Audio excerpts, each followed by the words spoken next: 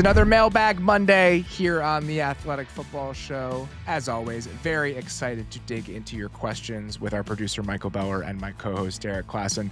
Beller, let's just get right into it. No reason to beat around the bush here. We got a lot to get to, so I don't want to waste any time before we start digging into the questions. Absolutely not. Let's get to it. Blake Burr with the first question for us. He said you guys did the AFC supporting cast show last week, so this is a little bit old of an email, and then the NFC one as well. Baltimore, number one in the AFC, but do they even crack the top 5 or 6 in the NFC? What do you guys think? Robert, take this one first. I think it's important to remember that I was tiering these teams in the NFC before we start this conversation, right? Because I think that part of me, if I'm trying to stay consistent with how I've been ranking these teams, it would be hard to put Baltimore behind Philly because of the questions about the play caller with the Eagles. I think the easy answer for me is Baltimore would be in the first tier of teams. Like they would be with the teams I had 1 through 5, which were the Vikings, the Rams, the Niners, the Packers, and the Eagles. Where they would fall in that group, I think my answer is probably right in front of the Eagles and behind those other teams. Again, if I'm being consistent with my criteria here, because we know what Todd Monken is, there's a level of certainty there, but I definitely think they're a little bit further down the list than they would be in the AFC. Like they're not the clear-cut team, and I think you'd probably put them at like 4 or 5 if I were redoing this whole exercise. Yeah, I think for me, the conversation probably starts after 2. For me, the 1 and 2 were Minnesota and Philly, just based on the talent on those two teams. I think it was kind of overwhelming. Then I think you can start to get into the conversation. Like I had the Bucs 3, and I think they're a more talented roster, but we know that Monken is one of the best play callers in the NFL. And so I think that is where, like, I think 4, then I had like the Rams and then the Packers, like that, like 3 to 5 range with like the Packers, the Bucs and stuff like that. That's probably the range for me. Blake brings up a really good question that I'm going to ask you. Okay. If you think about Lamar with Kyle Shanahan, does it change where you would rank the Niners in your supporting cast rankings? I don't know. Maybe a little bit because of what Kyle Shanahan could do specifically with Lamar, but I still think all of the other questions about like every skill player being hurt and the offensive line being bad outside of 1.5 players, I don't know. I would probably bump them up a little bit, and I will say that's probably the team I should have bumped up anyway. Like they should have been 4th or 5th for me anyway, but maybe if they did have Lamar Jackson, I would have bumped it up. I was hoping that would be just a way to reframe it for you and make you even a little bit more excited about it. Like you dropped Lamar onto the current Niners. Does that make you think differently about how good the Niners supporting cast is? It might, honestly. And like, especially too, I remember Kyle Shanahan specifically when Lamar Jackson was coming out of college, kind of talking about him fairly effusively. So it would get me going a little bit. Let's get to the next one, Beller. Okay, guess what? This is another question from a Blake about the supporting cast episode. So just tie the bow on those right now. Blake Sheridan writes in and says, after your recent episode about NFC supporting cast, I had a question about how heavily you weigh the skill of a play caller, particularly on offense. You, Robert, had teams like the 49ers, a team that won 6 games last year and has multiple questions on offense, ranked congruently with stronger rosters like the Lions and the Buccaneers because of the Shanahan factor. As a younger NFL viewer, I view play caller as the single most important factor to offensive success, when previously it felt like the quarterback was the undisputed key. As older viewers, time comes for everyone, Derrik. As older viewers and people who have been following the game much closer and longer than me, do you believe there has been a similar change in scale to the offensive play caller versus roster construction? And if so, when do you believe this change started to take place? Derrik, why don't you take this one first? So I actually think the older versus younger framing of this is actually pretty instructive because, again, I started covering the league in like 2013, 2014. That's right when Kyle Shanahan was doing the stuff with the Browns and right when Sean McVay took over for Washington once Kyle Shanahan left. So to me, those guys being the baseline for what we've done in the NFL for the past like 15 years and me jumping into the league right when those guys were really taking off, in my mind, the offensive play caller has always been really, really important because of what I saw those guys do at the very starts of their careers. So I do think, obviously, quarterback is still the most important position, but I do think that maybe when I was, I don't know, maybe I just wasn't as tapped in when I was younger as to like how much the play callers were doing. But ever since I've been covering the sport professionally, to me, the play callers have always been super, super important. Yeah, I think this question where, I mean, Blake saying that he thinks the play caller is the most important thing. The quarterback is the most important thing. Like, having one of the best quarterbacks is still the most important thing, even if things have changed around the quarterback. And I do think it's a little bit different now than it probably would have been 20 years ago. Sean McVay still would not go for as much in a trade as Josh Allen would. Like, Josh Allen is still, I think, more valuable than any single coach could be. And I think those 4 quarterbacks at the top probably make up that group. So I still think the truly elite quarterbacks are the most important thing you can have. But I do think that play callers have become a little bit more influential and a little bit more important for a few different reasons. Back when in this previous version of the NFL with the previous collection of elite quarterbacks, Rodgers, Brady, Manning, Breeze, I think that the game was a little bit more static and quarterbacks had a little bit more control over how the game went. And I think as the game became a little bit more dynamic in like the 2010s and into that like 2015, 2017 range with McVay and all those guys, I think you saw just all of the layers, all the motion, all of those aspects of it. And I think that's when we started feeling the difference between having a difference-making play caller and not having one. And I think the reason, or part of the reason that it's happening right now, is that the flatness of the football world and how ideas and information travel means right now, if you don't have somebody who's consistently staying on the cutting edge, you're going to fall behind, right? Like, people can access any play and any idea from the football world at any time now. And so I think the evolution is just happening so much faster because of that, that if you have somebody who's average or below average as your offensive play caller, you feel it immediately. And I don't think that necessarily would have been the case 10 or 15 years ago. You would have felt the difference if you had a below average quarterback versus a really good one. But now I think that same thinking applies to the play caller, even if at the tippy top, the quarterbacks are still probably a little bit more valuable. And I also wonder a little bit like how much the practice structure has changed that. Like when you had more practice time years ago and like quarterbacks could just see some of this a little bit more, like the value of them and what they could do on the field and what they were able to handle pre-snap and all that was a little bit different. Whereas now that there's a little bit less practice time, I think there's more of a value on like, okay, how much can the coach clear that gap for us and what we might have gotten value out of as a, in practice. That's a good thing to bring up too. Just like the coach taking things off the plates of the players and how much that matters now. But yeah, I think that the play callers are probably more important than they've ever been just because of how fast the information is traveling and like how quickly you can get found out. I think you just separate the good from the bad in really obvious ways now, in ways that you probably couldn't before.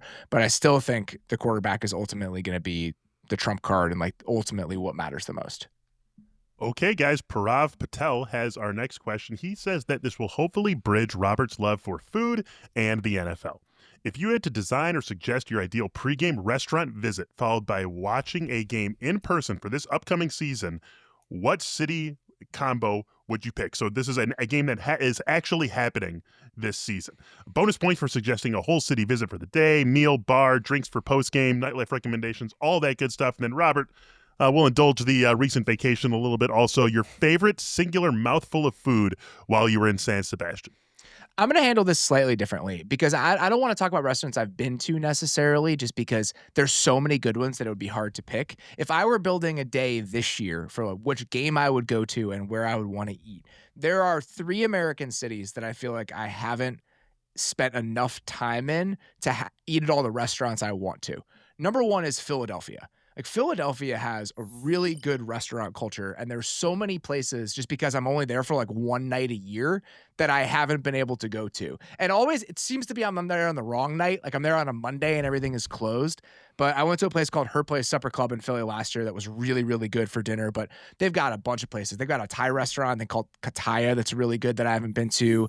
There's a place called Friday, Saturday, Sunday that's there that's supposed to be really, really good. So Philly is just a place that I would go for an Eagles game and just eat at one of the many very good restaurants that Philadelphia has to offer. Minneapolis, I've said this many, many times that the Twin Cities is the most overlooked and underrated food destination in the country. Like the James Beard Awards were recent, and the Best Chef Great Lakes was from the Twin Cities, and so that's a restaurant I haven't been to. The best new restaurant in America, the James Beard Awards, was from Minneapolis or St. Paul. So just going up there for a Vikings primetime game and eating out on Friday, Saturday before you went to the game on Sunday, I think you can make yourself a really, really fun weekend in Minnesota. And the last one, even though the logistics of it are a little bit different because of where the stadium is situated, I haven't spent a lot of time in San Francisco as this version of myself as an adult. I was there a lot in my 20s because I lived in LA, and so you'd pop up there. But from 2011 through 2019, I was like mostly drunk and broke. So I didn't really go out to a lot of nice restaurants. So I'm very, very excited this year to be there for a week for the Super Bowl because it's just a city I haven't explored in that way whatsoever. So those are the three cities I'd probably say with a primetime game with either of those teams: Philadelphia, San Francisco, and Minneapolis in some order, because I have not been able to try all the places I want to in any of those spots. That is one of the few cities I might actually have a good restaurant for you. In San Francisco, I went to 3 years ago. I went to the League of Legends World Championship there, and we had an insane dinner one of those nights. That I don't remember the name of the place now. I'll have to find it later, specifically to send to you. But I definitely will. It was phenomenal. It was like a 12-course tasting menu, all that jazz. It was a really, really good time. My choice is a little bit more like simple. I love seafood. Like I don't research restaurants and stuff to the same degree, but I love seafood and I love the chance to watch Lamar Jackson play live. So October 12th, they play the Rams at home in Baltimore. I think that to me would check every single box I need for like a weekend watching an NFL game. Just go eat a load of crab while watching Lamar Jackson play football. I really like that one. That's what else do I need? The second question that Parav had, my favorite bite in San Sebastian, it's hard to pick. It's one of the coolest food experiences I've ever had, and I cannot wait to go back there. But we had dinner at a restaurant on our second night there, and one of the courses was lobster chawanmushi. And so chawanmushi is like a Japanese savory custard. And so that part of it was great. But in the Basque Country specifically, for a very short amount of time in like late spring, early summer, they have these types of peas. They're called guisantes lagrima, and they're really hard to harvest peas, and they're only in season for a very short amount of time. And so they call them like green caviar. Like they're very expensive and very hard to access. And so they had these little peas on top of the chawanmushi. Peas are some of my favorite food. Shelled peas is truly one of my favorite flavors in the whole world. And the chance to have the best pea while on this trip, I didn't even know it was a thing until we were there. And we had them multiple nights in a row because all of the nice restaurants had them while we were there because they were in season. So eating those peas with like a crazy good chawanmushi, which is already a food that I love, that is probably the bite that will stick with me the most. I don't know what I thought the answer was going to be, but it wasn't going to be that. Basque food, by the way, though, is phenomenal. So that makes a lot, of sense. I mean, truly, the food culture there is just crazy. Awesome. Like that's what you do. You just kind of eat, and that is something I can absolutely get on board with. So I'm very excited to get back there at some point in my life. Okay, guys, we move on from food to head coaches and coordinators. Sam Melanson writes this one in, and he says, why do we see more culture-setting offensive coaches like Dan Campbell in the NFL? There seems to be a generalization when it comes to who becomes head coaches. They tend to fall in one of two general buckets. You've got the schematic offensive wizards, and then you've got the culture-setting defensive guy. It suggests that defensive-minded coaches are better equipped to handle the CEO duties of an NFL locker room than an offensive coach, and that makes no sense to me. I hear Robert mention all the time how being a head coach is a completely different job from being a coordinator, so the premise that being a DC versus an OC better equips you to be a head coach has never tracked for me. What are your thoughts on this, and are we collectively overgeneralizing these traits? Derrik, take this one away first.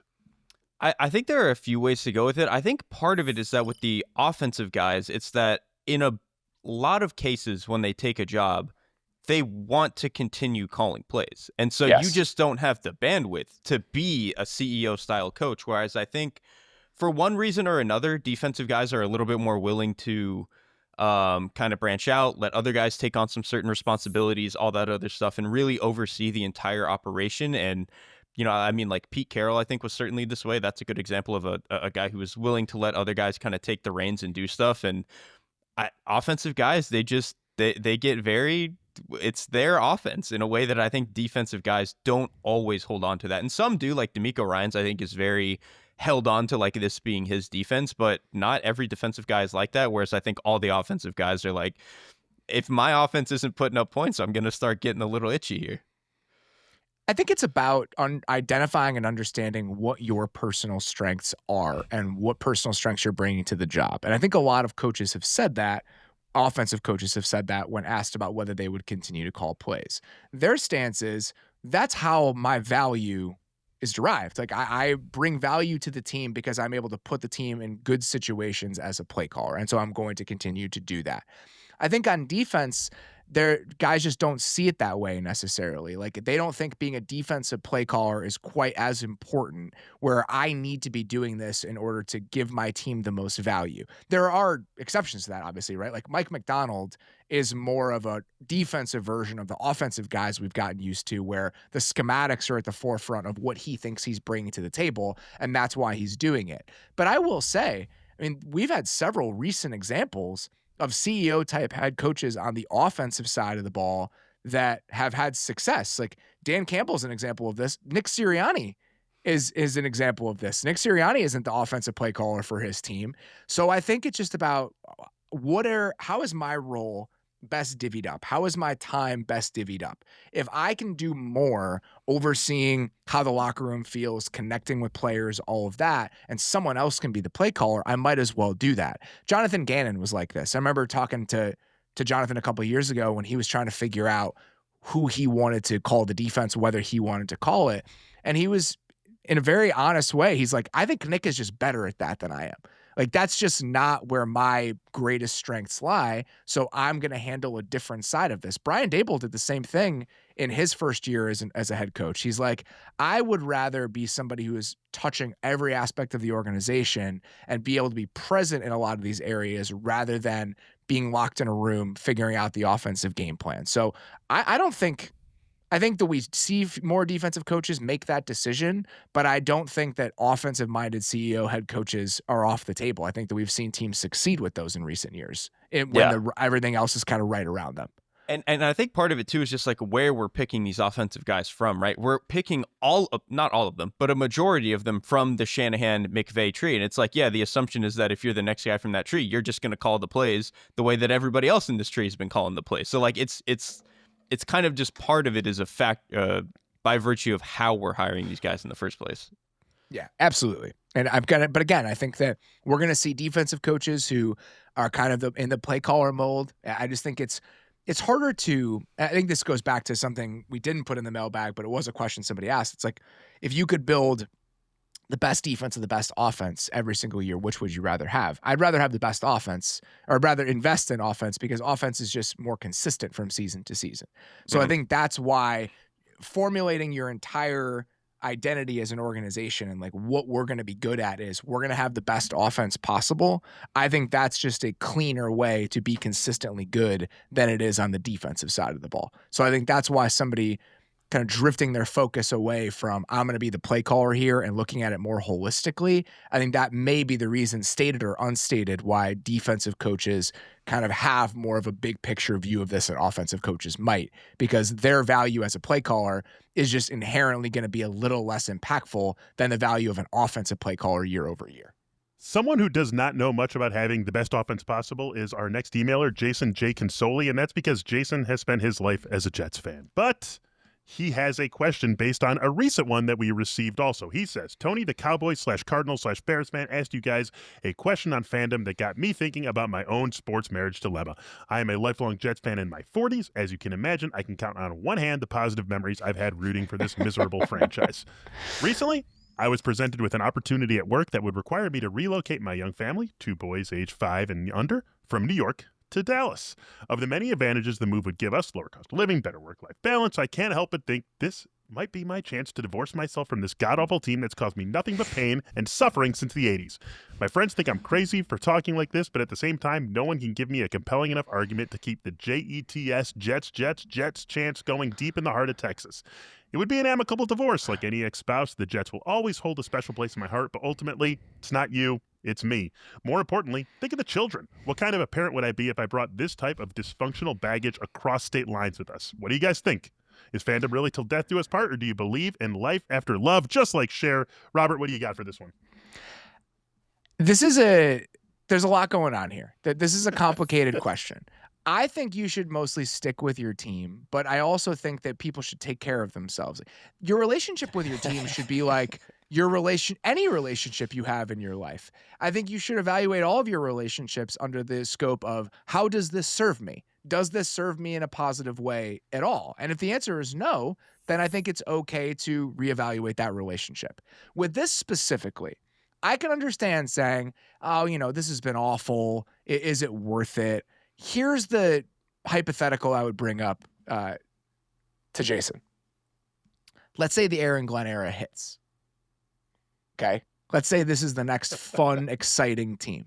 Let's say next year they draft a quarterback, and you're dropping a quarterback into a team that has nothing but good vibes. You're going to be like Squidward looking out the window if you're watching all the other Jets fans back at home having the time of their lives and you missed out on it. Imagine being a Lions fan that jumped ship right before the Dan Campbell era started. Imagine being a Washington fan that jumped ship right before they got Jaden Daniels.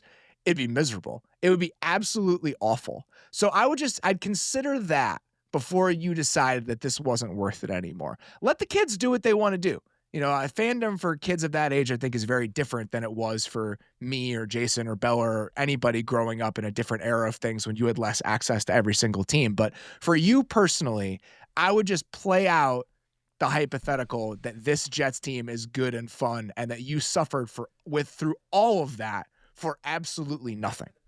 But then what? What if it's not good, and then 3 years from now he has to do the same song and dance with like whatever X coordinator they hire now, and then again they'll draft a quarterback. Like, then you just get trapped in the same cycle.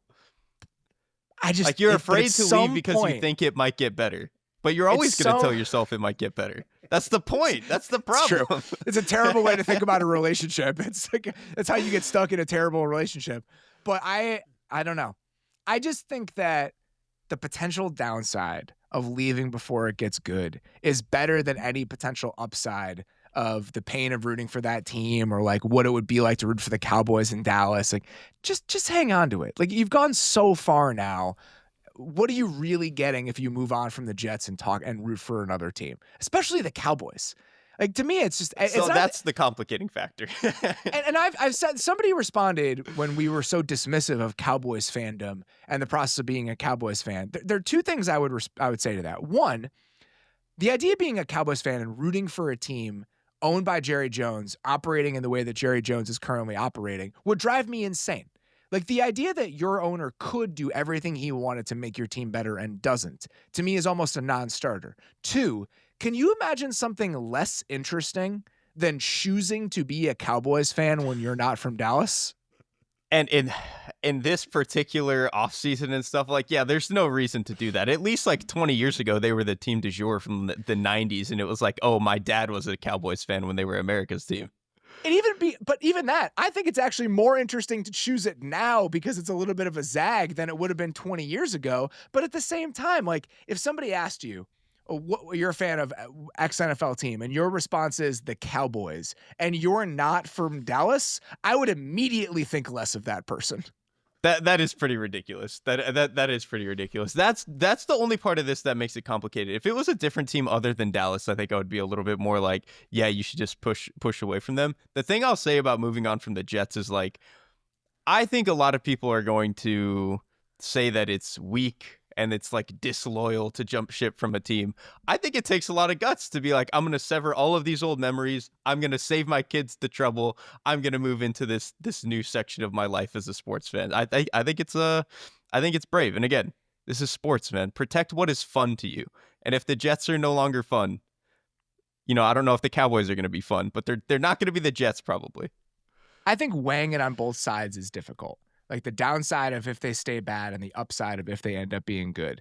But I think if you did the math on that and you thought about the satisfaction that would come with the right Jets team, in the end, I think that that math is probably in your favor. Like, you're gonna come out in the black if that does end up happening.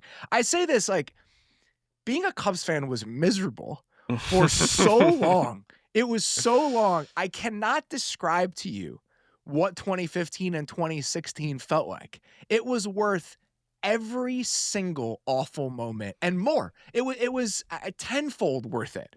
And so the fact that that remains a possibility, even if it seems remote, I just want you to consider that before you sever ties forever, because I think there might be some regret if it ends up turning in the right way.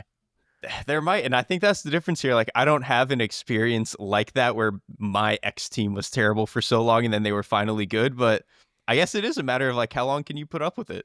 I don't know. I don't know the answer. You've done it this long. Like, come on. Yeah, I guess you've made it this long. But then that's like sunk cost fallacy. That's like, it's like the kids are a different thing. Like, I don't think, if you are a fan of an awful team, I don't think you should imprint that onto your children. If you're watching Jets games and they're around and they want to be with you and they want to spend the time with you and they develop the love for that team in part because you're doing it, that's fine. Like, that just happens naturally. My dad wouldn't let me play football. I wanted to play football because my dad loved football and like it was just something that was around, but there was never a, you have to root for this team or you have to play this sport. It's just something I wanted to be closer to because of him. And if that ends up happening, that's fine. But I don't think you have to make your kids be Jets fans if you continue to be a Jets fan. Like, Red Zone is available. You know, they can root for Lamar or whoever they want to because they have access to that stuff now. I think that's a fair spot for us to both agree on. Regardless of whatever your choice is, leave the kids out of it. Let them pick whatever they want. Connor Burke says, we talk a lot about second-year leaps from players, but does the same thing apply to play callers? 11 of the league's current defensive coordinators were hired in 2024. 6 of those, Anthony Weaver, Zach Orr, Denard Wilson, Jesse Minter, Jeff Hafley, and Chris Shula, were first-time defensive coordinators last year and more or less are fully in control of the defensive side of the ball for their teams.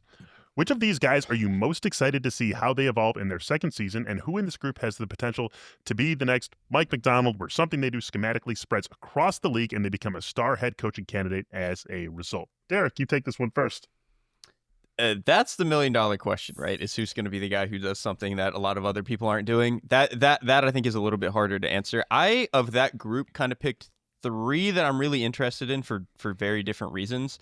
Denard Wilson is the Tennessee Titans play caller. He is the one that I have at top of list, most because I look at that roster, and outside of some of the guys that they have up front playing defensive tackle, I was just baffled that they were able to get the defense to play at the level that they were able to get them to play at.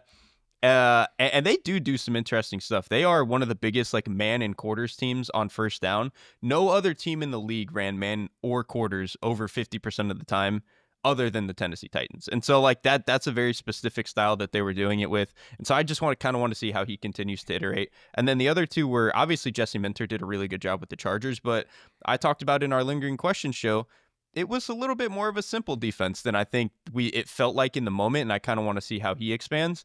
And then Anthony Weaver with the Dolphins. To me, one of the most interesting things any defensive play caller can do right now is send pressure and play some sort of too high behind it. The Chiefs and the Vikings love doing it with quarters. Some other teams love doing it with cover 2. Anthony Weaver threw a lot of pressures with cover 2 behind it last year. So he's one of those guys who is a little bit on the forefront for some of this stuff. So those are probably the 3 names I'm most keeping my eye on.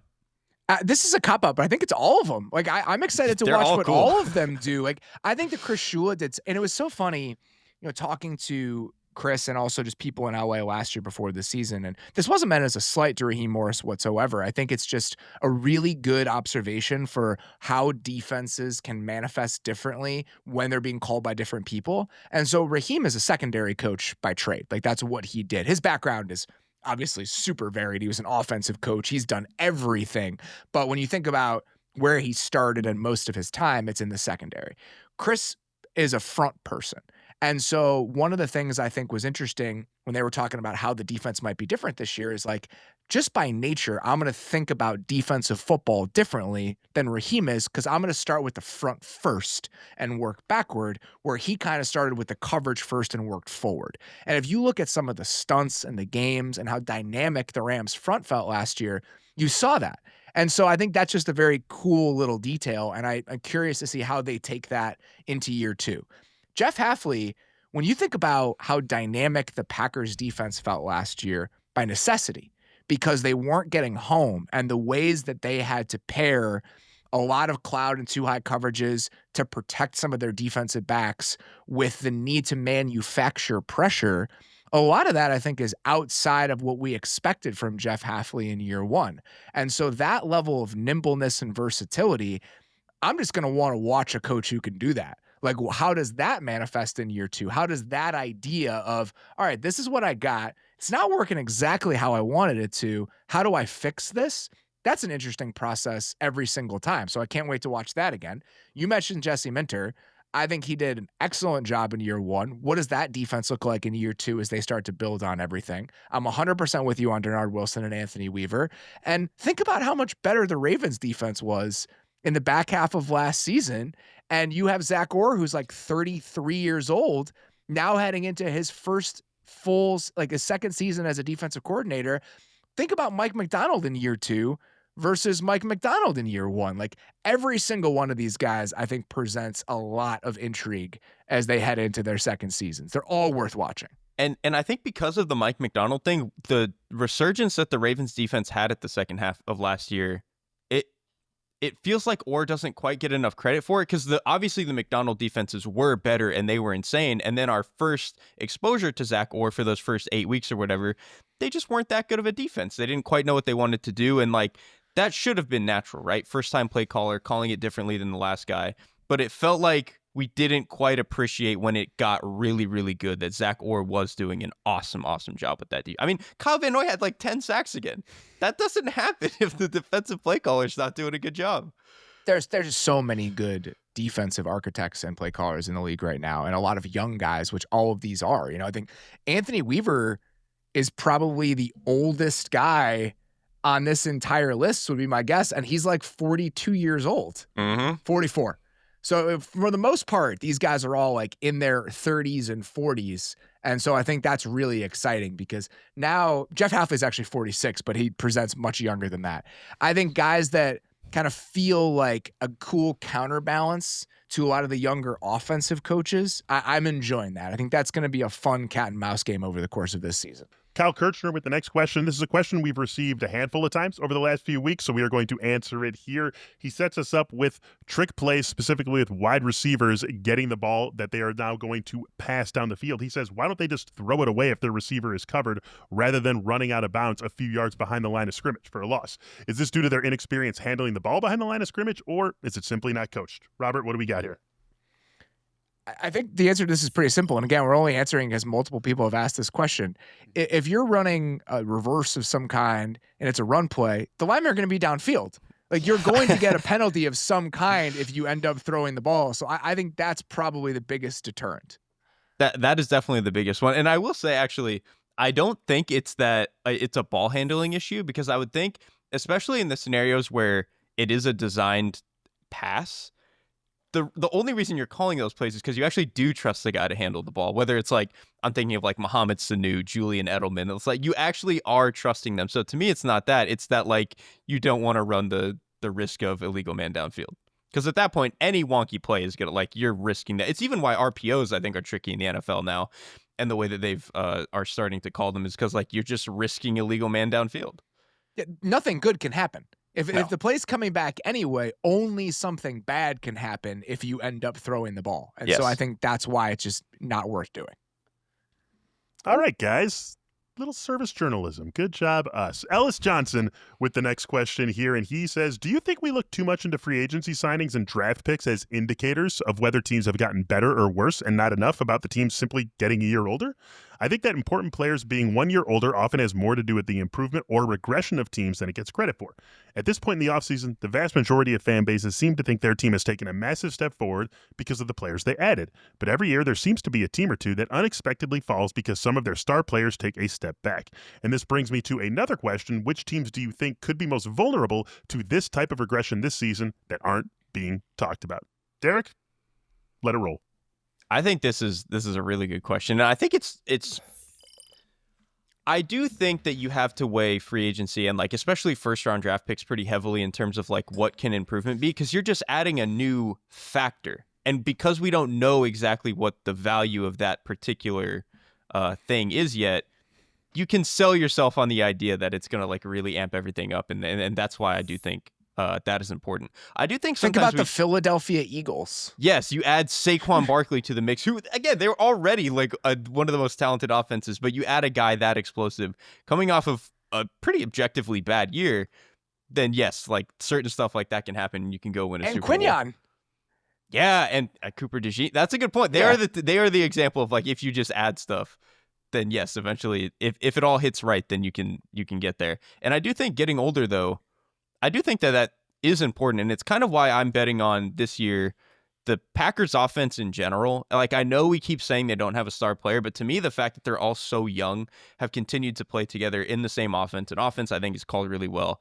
I'm going to continue to bet on them because they're young and getting older. And then the Bucs offensive line, they're all like 25 years old and on contract for the next couple of years together. That, because they're going to get older together, play together, grow together, that's why I'm betting on it. So that to me, like, and they're a good example because, like, I think Igbuka is going to help the Bucs offense, right? But to me, I'm more betting on them and betting on any sort of improvement because the young offensive line, who we know is good, is going to keep getting better and playing together. So this is fascinating. You did not answer Ellis's question. He didn't mention he wasn't talking about getting a year older as a good thing. He was talking about being a year older as a bad thing. But here's the funny part about this. When I first read the question, I read it like you did. Not until Beller reread it did I actually see what he was saying, because that's the part I thought was interesting, is that when you're thinking about why teams are going to improve, I don't think we account for growth from their in-house players enough as we think about that. To me, the best example of this is the Broncos from last year. Like, the Broncos didn't do anything crazy in free agency in the draft. They drafted Bo Nix, and obviously changing out the quarterback is a huge part of this, but the Broncos weren't this super aggressive team in free agency last year. The biggest things the Broncos did for why they improved were like Nick Bonito getting a lot better as a young player. It was Cortland Sutton playing at a different level than he had over the last couple years. And so I think that's the part I kind of locked onto, because I identify that as something that we're not very good at picking up on because it's really difficult to do. Like, as you're thinking about the Eagles defense last year, obviously going out and getting Quinyon Mitchell and Cooper DeJean is hugely important, Zach Bond, but the growth from Jalen Carter, from what he was as a rookie to what he was in his second year, that plays a huge role in it. And you can't automatically pencil that in because it's not necessarily going to happen. But I think that explains some of the variance and some of the misses with how we project these teams, because it's just really, really difficult to account for that sort of in-house improvement.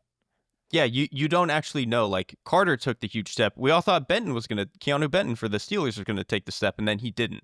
And then even with the Eagles, it's like they're kind of the best of both worlds because they added all those new players, right? Like Quinyon Mitchell, they added Cooper DeJean, and they were huge hits and made them better. But also, like, Nakobe Dean played better and more healthy than he had ever before. Jordan Davis, I think, was actually better than he had been before. Even Milton Williams, who was a younger player for them, had taken a step. Like, Nolan Smith off the edge, like, he had taken a step. And so all of their young guys took a step. So I do think those, like, mid-20s guys getting another year is always going to be successful. To answer the question of teams that were maybe scared or getting a little bit older, the reason I had the 49ers as low as I did is in part because of that. Like, Christian McCaffrey's an older back. Kyle Juszczyk is getting old, by the way, for a guy who plays as violently as he does. Trent Williams obviously getting older. George Kittle, even though he's coming off of one of his best seasons, like, they're just a team where if a lot of those age cliffs hit at the wrong time, you're looking at something a little scary. I don't know what other teams I would necessarily throw in there as teams that are a little bit older and like regression might be coming for them. I have one, and I really don't want this to happen because I think the best version of them could be awesome. But like with the Rams, you have Matthew Stafford, who's an older quarterback. Devontae Adams is getting up there, and even Rob Havenstein, exactly. He's 34 now. Like, it's just, there's a world where some of those guys can't play quite to their peak anymore. If you look at it, there aren't that many good teams around the league that are among the oldest teams in the league on either side of the ball. Like Minnesota actually is older than you think based on who was playing last year, but now the quarterback's getting really young. So, I mean, I think there's a chance that the Vikings. That's all Harrison Smith. Harrison Smith, but also Stephon Gilmore last year. Like they had some older pieces that are no longer as central to their plans. I think the Niners offense is probably the best example. The Niners offense was the oldest offense in the league last year by snap weighted age. And so that's even before you think about that group getting a year older. So the Niners potentially feeling a little bit creakier than you want them to is a good example of this. Other than that, I don't think there are that many clear-cut teams that like, oh man, are they going to age faster than we want them to? I think the Niners offense is probably the best example. Mm-hmm. Andrew Grubbs gets going here. Raiders fan. This offseason has been so positive, it got me thinking of how bad things felt just a short while ago. In one offseason, this team went from Antonio Pierce and Gardner Minshew to Pete Carroll and Geno Smith. I've been racking my brain trying to think about a time where a team has improved at those two important spots more drastically in one offseason, and I can't think of one. Is this the single biggest single-season upgrade at coach and QB ever? Ever. Robert, what do you got here? I think it's hard to do the coach part of this because I'm not sure how measurable it would be. Like, all right, what's the actual improvement from coach A to coach B? I will throw out two possible answers here that switched out their coach and their quarterback in one offseason. And I think the upgraded quarterback was arguably bigger for these two teams. The 2012 Arizona Cardinals, who were coached by Ken Wisenhunt, had Kevin Kolb, John Skelton, Ryan Lindley each start at least 4 games for that team.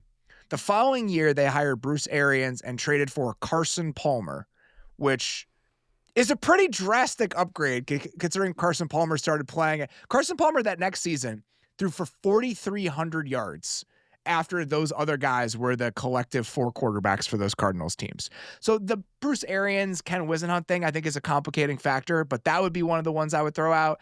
And then one after Derrick's heart here. The 2010 Carolina Panthers going from Jimmy Klassen to Cam Newton the following year. And John Fox was the coach. You know, John Fox has been a good coach. So maybe that upgrade to Ron Rivera isn't that extreme. But I think that one's absolutely in the conversation just by virtue of the upgrade at quarterback. Yeah, you're both of those are playing after my heart because the Newton one is in terms of like going to rookies, like I tried to hold off on rookies because sometimes you just don't know. But that in terms of like rookie improvement, that and then Luck the year after are two of the most insane. Like we went from nothing to a very obvious superstar at the position. So those are good. And then the Palmer one is actually where my mind went first. Like that Arians and Palmer team, like they were so good. And obviously 2015 was the year they really took off, but that team was insane. I had a couple of other ones though. Andy Reid and Alex Smith in 2013 taking over for the Chiefs. That's such a good one. That's such a good one. Romeo Crennel and Matt Castle beforehand, which is like Romeo Crennel's a good defensive play caller, but I think as a head coach, it usually did not work out for him. So that was one I had.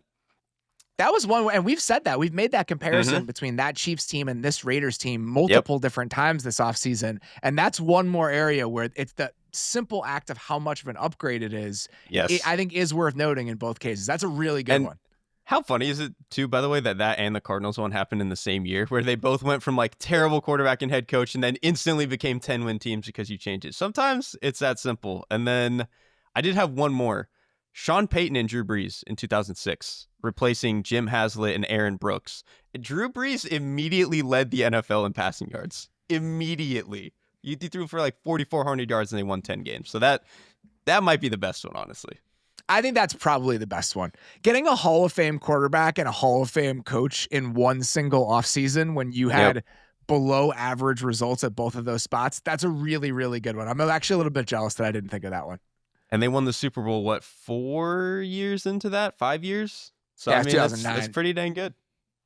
Okay, guys, Alec Achen's got the next question. He says, I've always been confused about the positions people claim, quote, you can find anywhere in the draft. I feel like I have most commonly heard this about running backs, receivers, linebackers, and most confusing to me, corners. What about the evaluation process or the different ways these positions are used in the NFL makes it so these ones, in particular, have such a high likelihood of vastly outperforming their draft position? In particular, the corner spot, where the narrative has always been that it's one of the hardest positions in football and theoretically should be even harder for rawer prospects drafted later on to adjust to. Robert, you take this one first. We've talked about this in a lot of different ways. I think the receiver is probably, I would not include receiver in this. I think there are more receivers available than they've ever been, but I still think that there's probably more of a scarcity there when you look at how the position is rewarded and paid. Like, there's always going to be a Puka Nacua every so often, or a third-round pick that outperforms expectations, but I do think that receivers are still a highly drafted position for a reason. Linebackers, safeties, I think I would throw into this as well, and running backs. You can find them in a bunch of different places for a lot of reasons. They're not rewarded in free agency. So you can find capable starting caliber players in free agency at those spots where you can't at a lot of other positions. Like, you're going to have guys like Blake Cashman. Yeah, it's just like a name I would throw out there. Like, there are not Blake Cashmans available at receiver in free agency most years. Like, look at free agency receivers or free agent receivers over the last like 3 or 4 years. It just doesn't happen very often. And I think the other part of this, and we've talked about this with linebacker, but I think it extends to some of these other positions, they're not necessarily positions where success is derived and dictated by physical ability.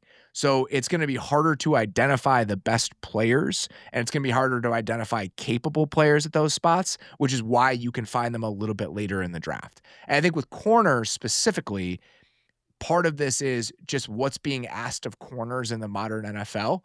Like, you can just hide your corners a little bit differently and a little bit better when you're playing as much zone and as much too high zone as a lot of these teams are. So they're just more available corners that can execute the scheme that you're trying to run.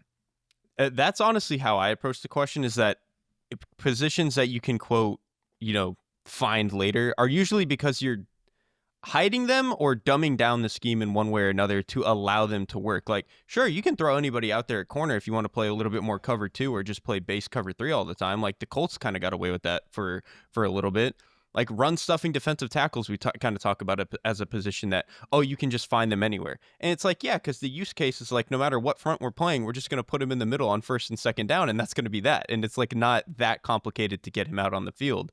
Running backs, like, if your offensive line is so good, the talent of the running back probably matters a little bit less, and you can go a little bit cheaper there and kind of make that work. And then corner, you make a really good point. Like, I think to play corner at the highest level and to be a Christian Gonzalez, Patrick Surtain, like one of the elite guys, it is really, really hard to do that. But you can just kind of not dumb down the scheme, but play a certain handful of coverages. We're not going to put a lot on the corners. We're going to ask our safeties and linebackers to do a lot. We're going to throw a bunch of BS pressures at you, and we're going to win that way. You can get away with that as corner. If we were living in more of a man coverage world like 15 years ago, then no, I don't think that you could find corners anywhere. But you can find Cam Harts now to give you decent zone coverage play. Looking at corners specifically, okay? Looking at the average salary for corners, and I think you can compare this to a position like linebacker, for example. Here are the highest paid cornerbacks in the NFL in order. And Jair Alexander would have been on this list, but is no longer because he obviously got cut. In order: Derek Stingley, J.C. Horn, Jalen Ramsey, Patrick Surtain II, A.J. Terrell, Denzel Ward, Marshawn Lattimore, Marlon Humphrey, Trayvon Diggs, Tyson Campbell, L'Jarius Sneed, Jalen Johnson. The first 1, 2, 3, 4, 5, 6, 7, 8 names on that list were first-round picks. Yeah, I mean, that's all but 2, right? Yeah, Trayvon Diggs and Tyson Campbell were second-round picks. Jalen Johnson was a second-round pick. So and then the only Sneed was like guy a fifth or whatever. It's just Sneed. It's just Sneed who's outside of premium picks. It's just Sneed among all of those guys. And so you do the same exercise for off-ball linebackers. Okay, let's go through them. Fred Warner was a third-round pick. Roquan Smith, first-round pick. Tremaine Edmonds, first-round pick. Zach Baldwin, second-round pick, plays a different position. Jamian Sherwood, Nick Bolton, Patrick Queen. Nick Bolton and Patrick Queen were second-round picks, but Azeez Al-Shire, Terrell Bernard, Dre Greenlaw, Zaire Franklin. We're talking about a different thing there. Let's get to safeties, okay? Safeties, Kirby Joseph's the highest paid safety in the league. He was a 3rd round pick. Antoine Winfield was a 2nd round pick. Derwin and Minka were 1st round picks. Buda, not a 1st round pick. Trevor Merrick, not a 1st round pick. Xavier McKinney, not a 1st round pick. Jesse Bates was a 3rd round pick. Javon Holland was a 2nd round pick. Cam Bynum was like a 5th round pick. Kyle Duggar was a 2nd round pick. Jalen Petrie was a 2nd round pick. So there's no 1st round picks at safety compared to all 1st round picks at corner. And if you look at the receiver list, for example, that's a lot of 1st round picks again. So I think that's what we're talking about here, is like the idea of being able to find them anywhere. It changes a little bit. Corner, though, it's funny that the highest paid corners are all 1st round picks still. It's about what you want out of your cornerbacks when you're trying to have this discussion. Well, and that's the thing. I think you can find playable corners anywhere, so to speak. You can't find the all pros anywhere. You need to find those guys in the 1st round. Yeah, and I think receivers kind of like that too. Like I think there are more examples outside of the receiver. stray Puka Nacua. Yes, and the Puka Nacuas and the AJ Browns are going to happen every so often, but a lot of those guys are going pretty high in the draft these days. Ryan Hall has our next question. He says, Terez Paylor used to say the contract year is undefeated. The Chiefs' 2022 draft class was among the best we've seen in recent memory, and that was a pretty loaded class overall. They have some incredibly tough decisions to make, as will many other teams. With that in mind, I'd love to hear about some guys entering contract years that could alter the NFL landscape going forward. Which players are you thinking about that are facing a truly pivotal year to earn a second contract, level up their demands, or truly establish themselves as elite players at their position? Derrik Klassen, take this one first. Yeah, I kind of viewed this mostly as guys who are kind of in the Milton Williams-esque era, like bucket. Great example. And so to me, that's like Abe Lucas could be this, right? Where like if he has a really healthy and good season, either the Seahawks are going to end up paying him a ton of money, or somebody on the market is going to be willing to pay him a ton of money. And so he's kind of a player I had in that bucket. AJ Epinesa, I think, is a guy who I like. He's one, it's a contract year for him, but two, they just brought in Joey Bosa to like kind of replace him, and I wonder if that's one of those things where he just gets a little bit, fire lit under him, and he kind of has a season where he goes out and maybe has 10 sacks, and he's a guy who gets paid. Another passer rusher was like Odafe Owe for the Ravens, obviously. Like if he's had decent seasons before, and if he times that well, he could have another one. The one to me that I was looking at, not even from the perspective of a guy who's going to make the jump to elite, but a guy who I think has a chance to get like his last really good payday and is coming from a bad situation. David Njoku has very little competition in the Browns pass catcher room, and if he has a really healthy season, this is like his last chance to really go get paid. He's about to turn 30. That's one I'm actually like kind of interested in seeing how that goes. You had a couple deeper cuts on yours than I have on mine. I went a little bit closer to the top of the market, but just guys that I think there's a decent amount of variance for what a good and bad season for them would look like. I think that there are timelines where George Pickens makes 1 year and like $8 million in his next stop next year. I also think there's a timeline where George Pickens makes like $25 million a year. Yep. In terms of shaping the market and like shaping the landscape of the league, that actually probably is the biggest one, because money-wise, he would probably be the most per year. There's just a ton of variance with him specifically. Less variance, but I do think that a big season from him, another big season from him, could net him a ton of money. If he takes a step back, maybe he falls outside of that like top or second tier, like Nick Bonito. Like let's say Nick Bonito gets another dozen sacks this year compared to a 5-sack season. I think what he's getting paid, there's a little bit of a difference there. And the last one I would throw out, I think it's closer to the Pickens one than it is the Bonito one, Tariq Woolen. Oh, that's an incredible one. I think that's more interesting than the Pickens one, honestly. That's a really, really good one. Like, couldn't you see Tariq Woolen having the type of season where he's up near the top of the cornerback market? And couldn't you also see him having the type of season where he gets 1 year, $8 million? Oh, absolutely. I could see him being the guy that somebody signs like early on in free agency next year, where they're just trying to give him one more chance to see if we can fix him. Or he could have an incredible season in the second year of Mike McDonald's defense, and he's, maybe not resetting the corner market, but he would be pretty high up there. Yeah, I think those honestly, three guys. And that one, not even for shaping the landscape of like free agency, money, all that stuff. How good would the Seahawks defense be if he plays to that level this year? They would be unbelievably good. We got a couple cool questions about like X factors and like the most important players on certain units that we'll do as part of preview shows later on. But I think Tariq Woolen may end up being a pretty big X factor for the Seahawks and for that defense this year. You better be. They've got the worst offensive supporting cast in the league, according to one of you guys. You know what?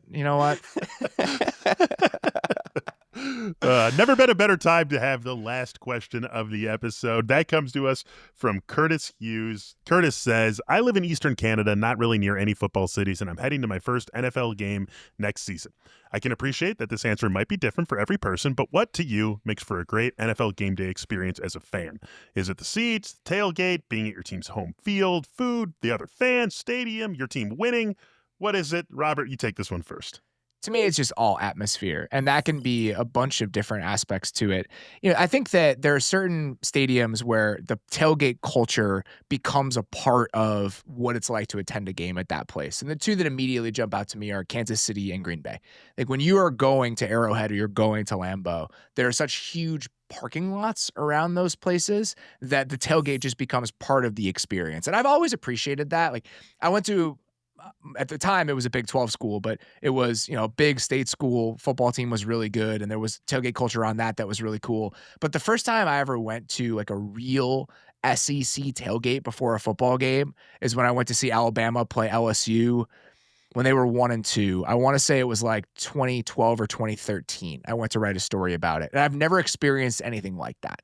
So that element of it where you're eating cool stuff, like there was a tailgate with like alligator and I had some of that. And so just those kind of like fun foods, everyone that's out grilling, like that aspect of it, I think is really fun. But for me, it's always, what does the stadium feel like? Like, is that place rocking in a way that is memorable to you? And I think the two I come back to where I was just sitting there before the game and I was like, I cannot believe I get to do this for work, were there was the Seahawks game when they played the Niners in week 2 of the 2013 season, because that stadium is so cool. It's at like I think the north end of downtown, and one end of the stadium, I think it might be the south end of the stadium, there's like a huge staircase that you walk up to get to the stadium, and then it's kind of open. Like it's not a closed stadium on that side. They have seating there, but it's almost like a bunch of bleachers the way that it looks. So there's still like you can see into the stadium, even though there is seating in that end zone. And so I always love that. Like you walk up into it and you're kind of like looking into the stadium in a way that you wouldn't be in others. And then obviously that place is notorious. Like it's just loud as unbelievable. And then the other one was the Minneapolis Miracle game.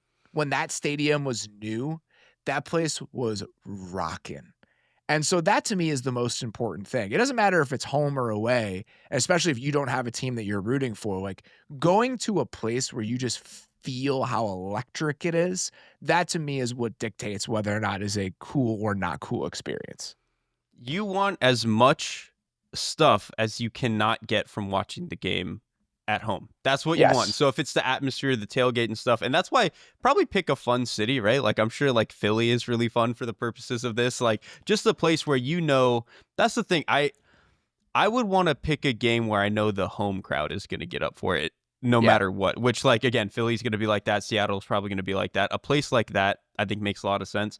To me, the thing I would say for seating is like, if you are really trying to watch the game, obviously a higher seat is better. You can see more. If you are just trying to experience the sport, the closer you can get, the better. And your view is going to be worse. But there is something that you can't get from watching football on TV about like feeling how fast and how hard those guys are hitting.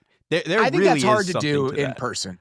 I think there's a better chance you'll find yourself in no man's land if you try to sit close than there is that you'll be close enough to actually get a sense of that. I would encourage people to sit a little bit higher up at an NFL game if they were going. Maybe if it's your first, but I don't know. That's one of those things that I feel like if you get close enough, you can feel it in a way that you're never going to on TV. Interesting. I've never really thought about that. I guess it's because I watch enough practices now where I've like seen it really, really up close.